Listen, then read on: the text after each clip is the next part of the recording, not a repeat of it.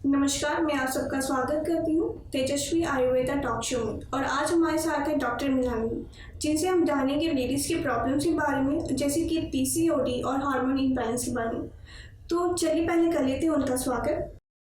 नमस्कार डॉक्टर मिलानी। नमस्कार। बहुत बहुत स्वागत है आपका हमारे स्टूडियो में। जी धन्यवाद और स्वागत है हमारे दर्शकों का। जी हाँ डॉक्टर साहब, पहले मैं आपसे ये जानना चाहूँगी कि क्या है पीसीओडी और आजकल ये बीमारी इतनी क्यों फैल रही है? पीसीओडी है पॉलीसिस्टिक ओवेरियन डिजीज, जिसको पॉलीसिस्टिक ओवेरियन सिंड्रोम के नाम से भी जाना जाता है। ये हमारे माहवारी शुरू होने की टाइम से, यानी पीरियड्स होने के टाइम से भी हमारी बच्चियों को लग जाती है, या फिर कुछ समय के बाद, कुछ ईयर्स के बाद साइकिल्स खराब होना शुरू हो जाती हैं। यह पीसीओडी में एक्चुअली होता क्या है, अगर हम बचपन में जाके देखें तो हमने 8-9th क्लास में ये चीज़ें पढ़ी होती हैं कि 2 ओवरीज हैं एक फीमेल की बॉडी में, हर गर्ल की, हर लेडी के बॉडी में एक यूट्रस और उसके अगल बगल 2 ओवरीज होती हैं। यह ओवरीज ऑल्टरनेट मंथ में ओव्यूलेट करती हैं। जैसे एक महीने में राइट ओवरी ने ओव्यूलेट किया तो अगले महीने में लेफ्ट ओवरी ओव्यूलेट करेगी।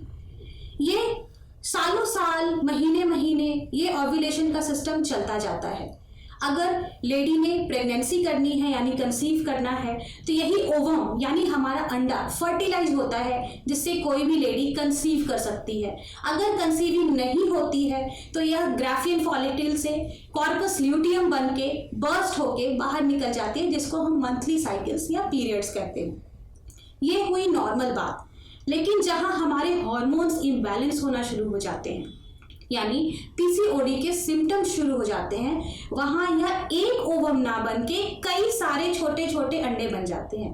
जैसे एग्जांपल आप समझिए, आपको एक अंडे का ऑमलेट बनाना है तो यह ऑमलेट का साइज क्या होगा? अगर हमने उसी अंडे के 10 छोटे छोटे छोटे ऑमलेट्स बना दिए तो क्या होगा?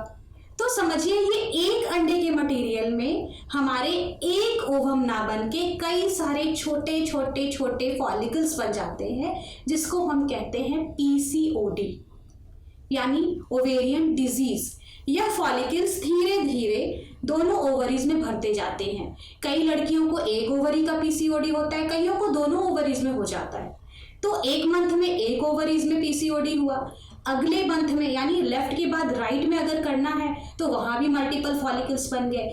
इस तरह से नंबर ऑफ फॉलिकल्स बढ़ते चले जाते हैं और ओवरीज में पीसीओडी बढ़ते चली जाती है। एक समय ऐसा आता है कि जब यह ओवरीज भर के स्वेल हो जाती हैं, तब हमारी अल्ट्रासाउंड में आता है बल्की ओवरीज, यानी ओवरीज भर गई हैं फॉलिकल से। और फिर पीरियड्स ना आना, डिलेड होना, कई बारी रुक जाना। कई लड़कियां हमारे पास आती हैं जिनकी साल साल, 1.5 साल से पीरियड्स नहीं आ रहे होते हैं, यानी उनकी ओव्यूलेशन होना रुक गई, मशीन बंद पड़ गई। अब ओव्यूलेशन नहीं हो रहा तो पीरियड्स भी टाइम से नहीं आ रहे हैं। कई सारे केसेस में 1.5 महीने, 2 महीने या 3 महीने के बाद पीरियड्स आ जाते हैं। इसकी भी कई सारी वजह होती है, क्योंकि जो अंदर फॉलिकल्स बना है, क्या पता कोई उसमें से एक मैच्योर हो जाए और पीरियड्स आ जाए। तो इस वजह से पूरी हार्मोनल साइकिल खराब हो जाती है और कई तरह के सिम्टम आते हैं।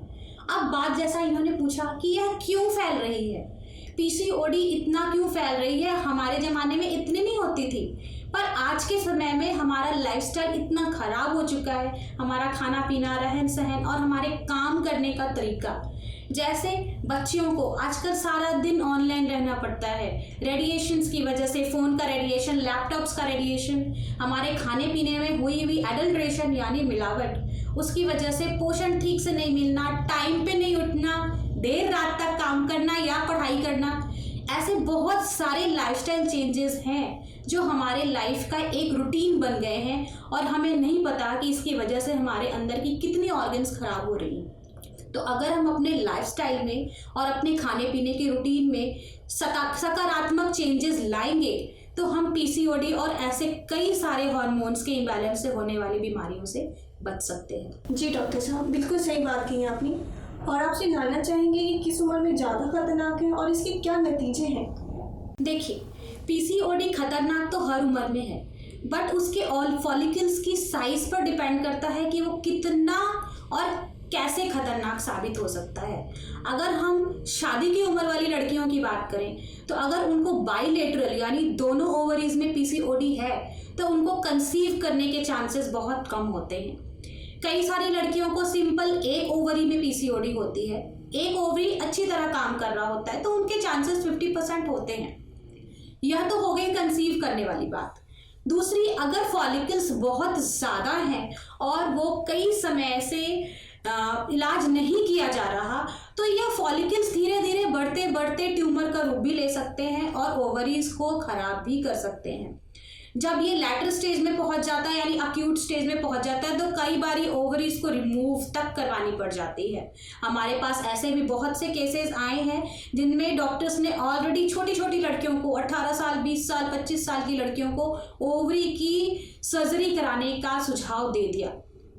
तो अगर हम इस बीमारी से डायग्नोस्ड हैं तो मेरा उपाय यह है कि बैठे मत रहिए। यह मत सोचिए कि यह सिंपल है, सिर्फ पीरियड्स आ रहे हैं और हम ठीक है। नहीं, आपको अपने सिस्ट को, अपने गांठों को गलाने के लिए, उनको ठीक करने के लिए, अपनी ओवरीज को और यूटेरस को वापस से हेल्दी बनाने के लिए काम करना चाहिए। अगर आप इन सिस्ट फॉलिकल्स को गलाने पे काम नहीं करेंगे तो ये आगे जाके कैंसर जैसी बड़ी बीमारी का रूप भी ले सकते हैं। इसलिए यह पीसीओडी को हल्के में ना लें, इस पर काम करें क्योंकि यह आसानी से ठीक हो जाती है। तेजस्वी आयुर्वेदा में बहुत सी ऐसी बीमारियां हैं जो सर्जिकल कहलाने के बावजूद भी हमने ठीक किए हैं और पीसीओडी की तो हमारे पास इतने केसेस हैं कि लड़कियां कंसीव तक कर चुकी है हमारे ट्रीटमेंट के बाद। तब आप सोचिए मत, पीसीओडी की फॉलिकल्स को गलाया भी जा सकता है, हार्मोन्स को ठीक भी किया जा सकता है और ओवरीज को पहले जैसा हेल्दी भी बनाया जा सकता है। तो अब हम बात करते हैं पीसीओडी के सिम्टम्स के बारे में, यानी हमें कैसे पता चले कि हमें पीसीओडी है। कई बार क्या होता है कि बच्चियों को पीसीओडी होता है बट सालों साल ऐसे ही निकल जाते हैं। हम सोचते हैं अच्छा इसके पीरियड्स लेट आ रहे हैं, अच्छा इसको छोड़ के आते हैं और हम उनके ट्रीटमेंट पे ध्यान नहीं देते। तो मैं यहाँ पर आपको बताने वाली हूँ कुछ ऐसे सिम्टम्स जिससे अगर हमारी बॉडी में ये आ रहे हैं तो तुरंत अपना अल्ट्रासाउंड करवाइए, अपने फैमिली डॉक्टर से मिलिए और पता कीजिए कि कहीं आपके बच्चे को पीसीओडी तो नहीं है। सिम्टम नंबर 1, पीरियड्स का लेट होना या छोड़ के आना, हर महीने पीरियड्स टाइमली ना आना, साइकिल्स का लंबा होता जाना और यह इरेगुलर रहना, जैसे कभी 1.5 महीने में आए, अगली बारी 2 महीने में आए या फिर 15 दिन में ही आ गए। ऐसे सिम्टम्स को कभी नज़रअंदाज मत कीजिए। सिम्टम नंबर 2, ब्लीडिंग में क्लॉट्स आना या फिर ब्लीडिंग का कलर डार्क होना। अगर ब्लीडिंग खराब आ रही है, गांठ वाली आ रही है या ज़रूरत से ज़्यादा या कम आ रही है तो ये भी पीसीओडी का सिम्टम हो सकता है। हार्मोनल इम्बैलेंस से होने वाली शरीर में दर्द, डिस्मेनोरिया, एमिनोरिया यानी पीरियड्स के समय पेट के एरिया में फुलावट रहना, दर्द रहना, तबीयत खराब रहना या फीवर हो जाना। ऐसा 1 महीने होए तो कोई बात नहीं है, लेकिन अगर ऐसा हर महीने हो रहा है तो वहाँ पर पीसीओडी के सिम्टम्स हो सकते हैं।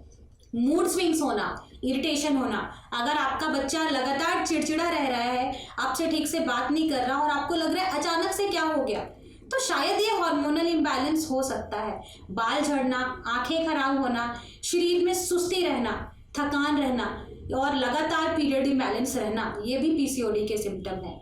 इसके अलावा शरीर पर एक्सेसिव हेयर ग्रोथ होना, कई बार चिन एरियाज में, चेस्ट एरियाज में या अनवांटेड एरियाज में एक्सेस बाल आना भी पीसीओडी के सिम्टम हो सकते हैं। स्किन खराब होना, पिंपल्स आना, ऐसी चीज़ें भी लड़कियों में देखी जाती है।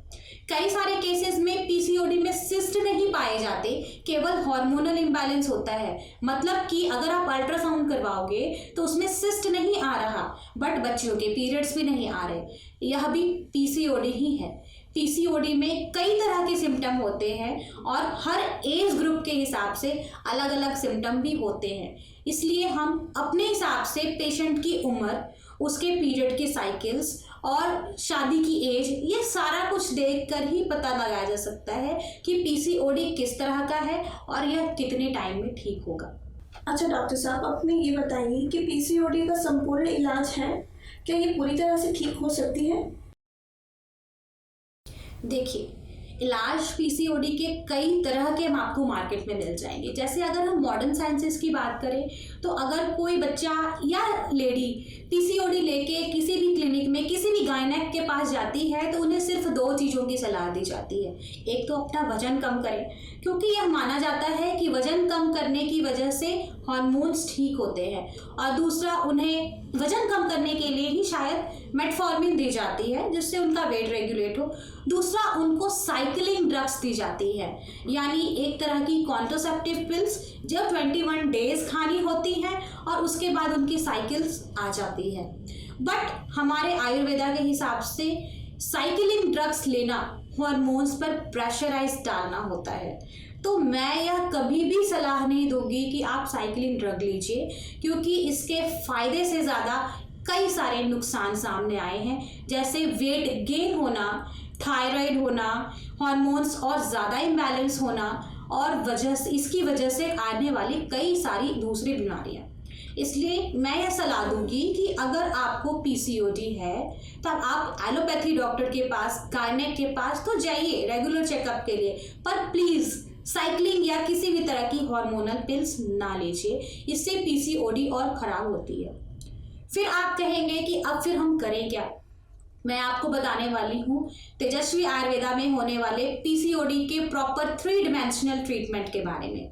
3 डिमेंशनल ट्रीटमेंट क्यों? क्योंकि हम 3 तरफ से पीसीओडी की ट्रीटमेंट को संपूर्ण करते हैं, जिससे हमारी ओवरीज और यूटेरस अच्छी तरह से ठीक हो जाए और वापस से काम करने लगे।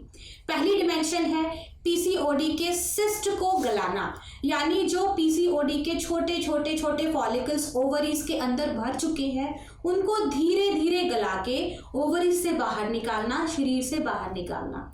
जिन लड़कियों के पीरियड्स रेगुलर आ रहे होते हैं उनकी यह बड़े आसानी से हो जाती है, जल्दी हो जाती है, और जिनके पीरियड्स नहीं आ रहे हैं, 3-4 महीने लग जाते हैं हमें उनके पीरियड्स रेगुलर करने में, उनकी भी सिस्ट धीरे धीरे गलती है। सेकेंड डिमेंशन होती है ओव्यूलेशन को मेंटेन करना, यानी जो proper ovulation, proper egg ovum release नहीं हो रहा, हार्मोन्स को ठीक करके वो ओवरी और ओवम को प्रॉपर ओव्यूलेट कराने की कोशिश करना, ओव्यूलेशन को सही लाइन में लेके जाना। अगर हर महीने प्रॉपर ओव्यूलेशन हो रही है, मतलब फॉलिकल्स, नई फॉलिकल्स नहीं बन रही हैं, एक बार नई फॉलिकल्स बनना रुक जाएंगी तो पुरानी तो हम धीरे धीरे साफ कर लेंगे। अब बात करते हैं तीसरे डिमेंशन की। तीसरी डिमेंशन है ओवरीज और यूट्रस को पहले जैसा स्ट्रेंथन करना, हार्मोन्स को प्रॉपर बैलेंस करना। एक बार हम तीसरे डिमेंशन की ट्रीटमेंट पूरी कर लेते हैं, इसके बाद पीसीओडी दोबारा से होने के चांसेस बहुत कम हो जाते हैं, क्योंकि अब हमारी साइकिल ठीक चलने लगती है। तब देखिए, एक हमने पीसीओडी के सिस्ट को गला लिया, अब हमारी ओवरीज क्लीन है। सेकेंड डिमेंशन में जब हम आए तो हमने अपनी ओव्यूलेशन को रेगुलराइज कर लिया, अब नई फॉलिकल्स नहीं बनेगी, प्रॉपर ओव्यूलेट होगा।